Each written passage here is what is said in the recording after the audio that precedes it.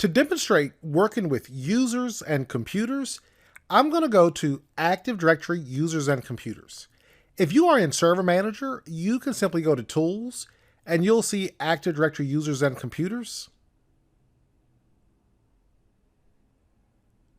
Now this gives me a list of every user account in my domain. Every computer that you have joined to your domain would show up here in this computers container. Now I don't have any computers joined to my domain right now. I have just this one domain controller. That is in this domain controller's organizational unit.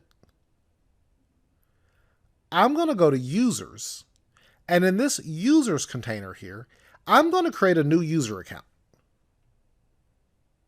So I'm going to click this icon, create a new user. Now this is Microsoft, so that means there is half a dozen ways to do every single thing. You can click this and it'll bring up the create a new user wizard, or what I normally do, if you just right click the location you want to create the user, which for me is in this users container, I'm going to go to new user, and you get the same window you would if you clicked the item on the menu bar. I'm going to name my user Bob Ross. Now, when Bob logs on, I want his user logon name to be B Ross. So first initial, last name. And I'm going to set a password for Bob Ross.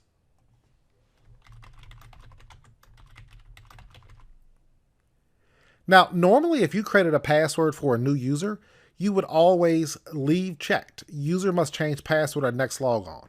That is so if I am on the help desk and I create this user account and I set the password, the next time the user logs on, they are forced to change it, so I no longer know what their password is. So if anything happens with their account, they could never say, well, Kevin was on the help desk and he knew my password because he said it. We know that would never be true if we require them to change it. But just for the sake of my demonstrations here, I'm not going to force Bob Ross to change that password. You could also say user cannot change password.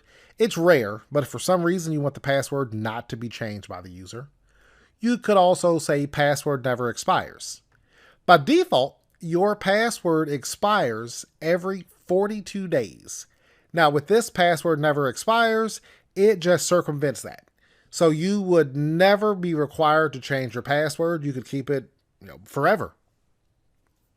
Most environments will have you set your password or reset your password every 30, 45, or 60 days are all pretty common. Some are even 90 days or so, but typically some time frame you would be required to change it. I'll click next and that's it. Bob is created. So right now, Bob Ross could sit at any computer that we have joined to the domain and he would be able to fully authenticate using bross@rtsnetworking.com and the password I just set, and he'd be logged in. The other common object that we create is a group. So I'm going to right click and I'm going to go to new, and this time I'm going to choose group. I'm going to pull this window down a minute. If you're on the menu bar, this is the new group icon. It would have pulled up the same window I have here. I'm going to name this sales-users. And we're going to leave the scope and type. We're not concerned with that. So I'm going to leave that exactly the way it is and just click OK. Now I have this sales users group. Now where this comes into play, the group I just created, on my desktop here, I'm going to create a new folder. And I'm going to name the folder Sales-Reports.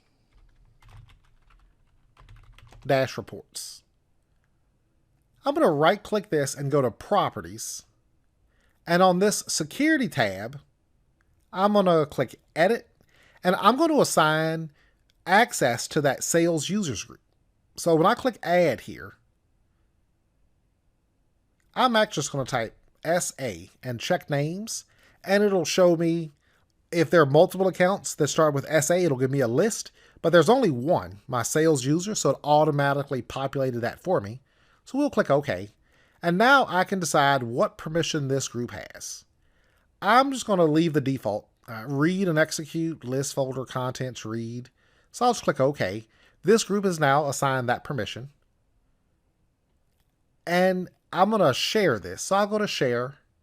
I'm just going to click share this folder. And for permissions,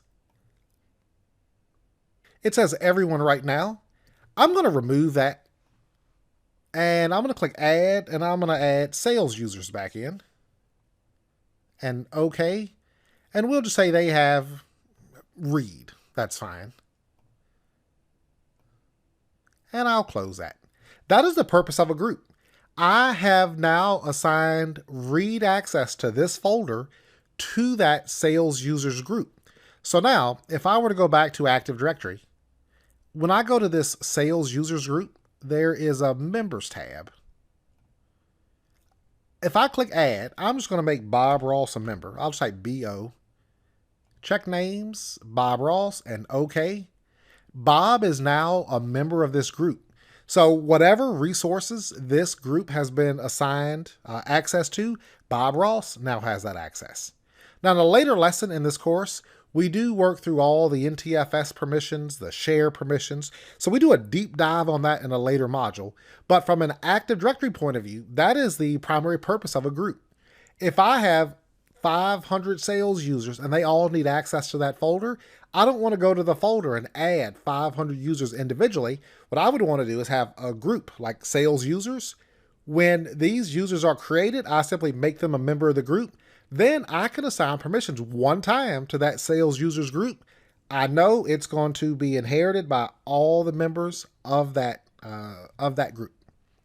Pretty awesome. It's one of those things that is far more planning than configuration, because the configuration takes just a couple of seconds. All about planning to make sure you have the right groups, users or members of the right group so they have the access they need. Just those types of things would be the primary concerns. Now, there is this computers container that shows up here. Typically with a computer, you will just join the computer to the domain from the local machine. So if I have just installed Windows 10 on some new computer in my company, I'll go through System Properties and join it to the domain. When I do that, it will automatically show up here in this computers container. That is the most common way computers are joined to domains. However, if you right-click this, there is an option to create a new computer. This is called pre-staging.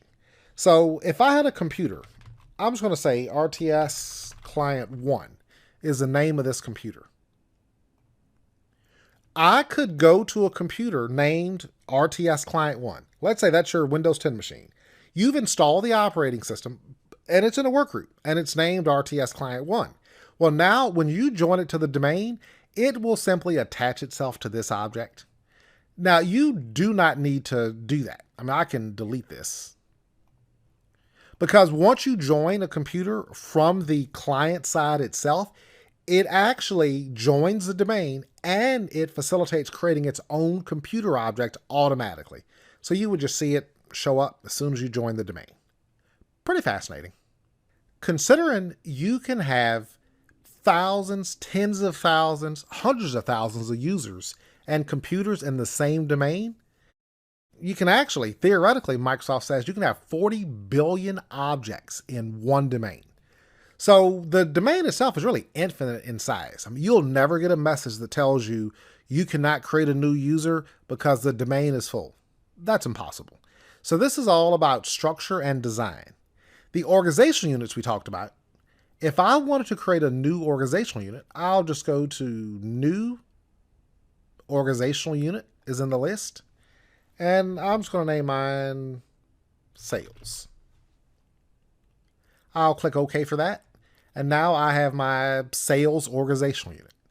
I could even go back to my users. Let's say Bob Ross actually works in the sales department. I want his account to be in that Sales Organizational Unit. I can actually right click and go to Move. And I can simply choose Sales and click OK. I'm actually going to cancel that though.